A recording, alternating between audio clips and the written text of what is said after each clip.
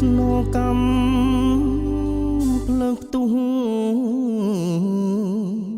លន់លឺដងព្រៃដោយទីហ៊ានថៃបាញ់ប្រហាមុនដោយការរំលោភចង់ចូលមកប្លន់កាន់កាប់តំបន់ដែលមានជំលុះមិនអាច